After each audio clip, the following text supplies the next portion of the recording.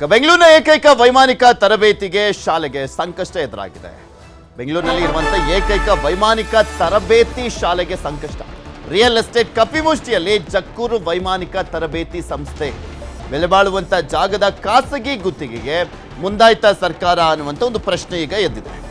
ಬೆಲೆ ಬಾಳುವಂತ ಜಾಗ ಜಕ್ಕೂರು ಗೊತ್ತಲ್ಲ, ಅಲ್ಲಿರುವಂತ ಜಾಗ ಇದೆಯಲ್ಲ, ಅದನ್ನ ರಿಯಲ್ ಎಸ್ಟೇಟ್ನವ್ರಿಗೆ ಕೊಡ್ಲಿಕ್ಕೆ ಮುಂದಾಯ್ತಾ ಅಂತ.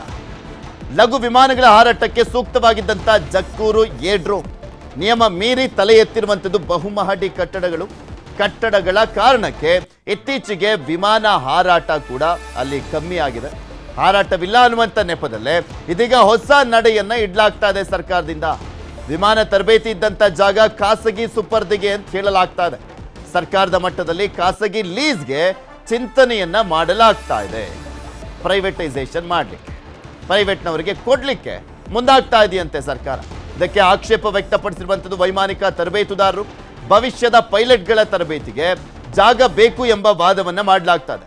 ಖಾಸಗಿಗೆ ಲೀಸ್ ಕೊಟ್ಟು ತರಬೇತಿ ಮೊಟಕುಗೊಳಿಸದಂತೆ ಆಗ್ರಹ ಮಾಡಲಾಗ್ತದೆ. ಖಾಸಗಿಯವರಿಗೆ ಲೀಸ್ ಕೊಟ್ಬಿಟ್ರೆ ಅವ್ರು ಬೇಕಾದ್ದನ್ನ ಮಾಡ್ಕೊಳ್ತಾರೆ, ಅವಾಗ ತರಬೇತಿಯನ್ನ ಕೊಡ್ಲಿಕ್ಕೆ ಆಗೋದಿಲ್ಲ. ಭವಿಷ್ಯದ ಪೈಲಟ್ಗಳ ತರಬೇತಿಗೆ ಜಾಗ ಬೇಕು, ಅವರ ಅಂದರೆ ಪೈಲಟ್ಗಳಿಗೆ ಟ್ರೈನಿಂಗ್ ಕೊಡುವಂಥದ್ದಕ್ಕೆ ಕೊಳ್ಳಿ ಇಡಬೇಡಿ ಅಂತ ಕೇಳ್ಕೊಳ್ತಾ ಇದ್ದಾರೆ. ಇದೇ ವಿಚಾರವಾಗಿ ತಜ್ಞರಿಂದ ಸಿಎಂ ಭೇಟಿ ಮಾಡಲಾಗಿದೆ. ಇಂದು ಮಧ್ಯಾಹ್ನ ಸಿಎಂ ಭೇಟಿ ಮಾಡಲಿರುವಂಥದ್ದು. ತಜ್ಞರು ಪೈಲಟ್ಗಳ ತರಬೇತಿಗೆ ಜಾಗ ಉಳಿಸುವಂತೆ ಮನವಿಯನ್ನು ಮಾಡಲಾಗ್ತದೆ. ಇದ್ರ ಬಗ್ಗೆ ಇನ್ನಷ್ಟು ಮಾಹಿತಿಯನ್ನು ಕೊಡ್ತಾ ಹೋಗ್ತಾರೆ ನಮ್ಮ ಪ್ರತಿನಿಧಿ ಕೃಷ್ಣ. ಇಲ್ಲಿ ಜಕ್ಕೂರು ವಿಚಾರಕ್ಕೆ ಸಂಬಂಧಪಟ್ಟಂತೆ ಅಂದರೆ ಏನು ಆರೋಪ ಮಾಡಲಾಗ್ತದೆ, ಸರ್ಕಾರದನ್ನ ಲೀಸ್ಗೆ ಯಾರಿಗೆ ಕೊಡ್ಲಿಕ್ಕೆ ಮುಂದಾಗ್ತಾ ಇರುವಂಥದ್ದು, ಇದು ಬೇಡ ಅನ್ನುವಂಥ ನಿಟ್ಟಿನಲ್ಲಿ ಮನವಿಗೆ ಯಾರೆಲ್ಲ ಬರ್ತಾ ಇದ್ದಾರೆ ಅಂತ, ಇದಕ್ಕೆ ಸಿದ್ದರಾಮಯ್ಯನವರು ಏನು ಹೇಳುವಂಥ ಸಾಧ್ಯತೆ ಇದೆ? ಪೃಥ್ವಿರಾಜ್, ಈಗಾಗಲೇ ಇದು ಅತ್ಯಂತ ದೊಡ್ಡ ಮಟ್ಟದ ಪ್ರಮುಖವಾದಂತ ಸ್ಥಳ ಅಂತ ಹೇಳ್ಬೋದು. ಯಾಕಂದ್ರೆ ದೇಶದಲ್ಲೇ ಮುಖ್ಯವಾಗಿ ಅಂದ್ರೆ ರಾಜ್ಯದಲ್ಲಿ ಏಕೈಕ ತರಬೇತಿ ಕೇಂದ್ರ. ಆದ್ರೆ ಈಗ ಎಲ್ಲೋ ಒಂದ್ ಕಡೆ ಮುಖ್ಯವಾಗಿ ಕೇಂದ್ರದ ಮಾಜಿ ಸಚಿವರು, ಮಾಜಿ ಸಂಸದರಾಗಿರ್ತಕ್ಕಂಥ ಡಿ ವಿ ಸದಾನಂದ ಕೂಡ ಇದನ್ನ ರಕ್ಷಣೆ ಮತ್ತು ಉಳಿವಿಗೆ ಒಂದು ಪತ್ರನೂ ಕೂಡ ಕೇಂದ್ರ ಸರ್ಕಾರಕ್ಕೆ ಬರೆದಿದ್ರು. ಈಗ ಎಲ್ಲೋ ಒಂದ್ ಕಡೆ ಅಲ್ಲಿ ಹಾರಾಟ ಇಲ್ಲ ಮತ್ತೆ ತರಬೇತುದಾರರು ಇಲ್ಲ ಅನ್ನೋ ಒಂದು ಕಾರಣಕ್ಕೋಸ್ಕರವಾಗಿನೇ ಈಗ ಅದನ್ನ ಖಾಸಗಿಯವರಿಗೆ ಲೀಸ್ ಕೊಡುವಂತ ನಿಟ್ಟಿನಲ್ಲಿ ಸರ್ಕಾರ ಚಿಂತನೆಯನ್ನ ಮಾಡಿದೆ. ಅದಕ್ಕೆ ಪೂರಕವಾಗಿನೇ ಇವತ್ತು ಮುಖ್ಯಮಂತ್ರಿ ಸಿದ್ದರಾಮಯ್ಯ ಅವರು ಮಹತ್ವದ ಸಭೆಯನ್ನು ಕೂಡ ಕರೆದಿರುವಂತದ್ದು. ಆದ್ರೆ ತರಬೇತುದಾರರು ಅಲ್ಲಿ ಯಾವುದೇ ಕಾರಣಕ್ಕೂ ಕೂಡ ಖಾಸಗಿಯವರಿಗೆ ಲೀಸ್ ಅನ್ನು ಕೊಡಬಾರ್ದು ಅನ್ನೋ ವಿರೋಧವನ್ನು ಕೂಡ ವ್ಯಕ್ತಪಡಿಸಿದ್ದಾರೆ. ಹಾಗಾಗಿನೇ ಇವತ್ತು ಮುಖ್ಯಮಂತ್ರಿಗಳು ತಜ್ಞರ ಜೊತೆಗೂ ಕೂಡ ಸಮಾಲೋಚನೆ ಕೂಡ ನಡೆಸಿದ್ದಾರೆ. ಸಂಜೆ 5 ಗಂಟೆಗೆ ಜಕ್ಕೂರು ಏರೋಡ್ರಾಮ್ ನಲ್ಲಿ ಮುಖ್ಯಮಂತ್ರಿಗಳು ಅಲ್ಲಿಗೆ ತೆರಳುತ್ತಾ ಇದ್ದಾರೆ. ಅಲ್ಲಿ ಸಭೆಯನ್ನು ಕೂಡ ಮಾಡಿದ್ದಾರೆ. ತಜ್ಞರು ಏನು ಅಭಿಪ್ರಾಯವನ್ನ ಕೊಡ್ತಾರೆ ಅದರ ಆಧಾರದ ಮೇಲೆ ಒಂದು ಸ್ಪಷ್ಟವಾದಂತಹ ನಿರ್ಧಾರವನ್ನ ತೆಗೆದುಕೊಳ್ಳುವಂತೆ ನಿಟ್ಟಿನಲ್ಲಿ ಕೂಡ ಮುಂದಾಗುವಂತದ್ದು. ಮತ್ತೆ ಈಗಾಗಲೇ ಬಿಬಿಎಂಪಿ ಅವರು ಸಾಕಷ್ಟು ನೋಟಿಸ್ಗಳನ್ನು ಕೊಟ್ಟಿದ್ದಾರೆ. ಅದು ಕೇವಲವಾಗಿ ನೋಟಿಸ್ಗೆ ಮಾತ್ರ ಸೀಮಿತವಾಗಿದೆ ವಿನಃ ಅದನ್ನ ಜಾರಿ ಮಾಡುವಂತದ್ದು ಅಲ್ಲಿ ಎಲ್ಲ ಒಂದ್ ಕಡೆ ರಿಯಲ್ ಎಸ್ಟೇಟ್ ಮಾಫಿಯಾಗಳಿಗೆ ಈ ಒಂದು ಸಂಸ್ಥೆ ಸಿಕ್ಕಾಕೊಂಡಿದೆ ಅನ್ನೋದು ಕೂಡ ಹೇಳಲಾಗ್ತಾ ಇದೆ.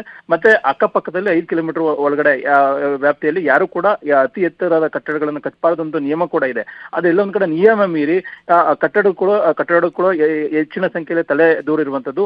ಹಾಗಾಗಿನೇ ಅಂದ್ರೆ ರಿಯಲ್ ಎಸ್ಟೇಟ್ ಮಾಫಿಯಾಗೆ ಒಳಗಾಗಿ ಅಲ್ಲಿ ಏನಾದರೂ ಇದು ಸಂಸ್ಥೆ ಒಳಗಾಗಿದೆಯಾ ಅನ್ನೋ ಪ್ರಶ್ನೆ ಕೂಡ ಉದ್ಭವ ಆಗಿರುವಂತಹ ಸಂದರ್ಭದಲ್ಲಿ ಸರ್ಕಾರ ಈಗ ಮಧ್ಯಪ್ರವೇಶ ಮಾಡಿರುವಂತದ್ದು. ನೋಡ್ಬೇಕಾಗುತ್ತೆ ಸರ್ಕಾರ ಯಾವ ರೀತಿಯಿಂದ ನಿರ್ಣಯನ ತೆಗೆದುಕೊಳ್ಳುತ್ತೆ ಅನ್ನುವಂಥದ್ದು. ಯಾಕಂದ್ರೆ ಈಗಾಗಲೇ ವೈಮಾನಿಕ ತರಬೇತಿ ಕೇಂದ್ರ ಅನ್ನುವಂಥದ್ದು ಎಲ್ಲೂ ಕೂಡ ಇಲ್ಲ ಕರ್ನಾಟಕದಲ್ಲಿ, ಆದ್ರೆ ಇಲ್ಲಿ ಇದೆ.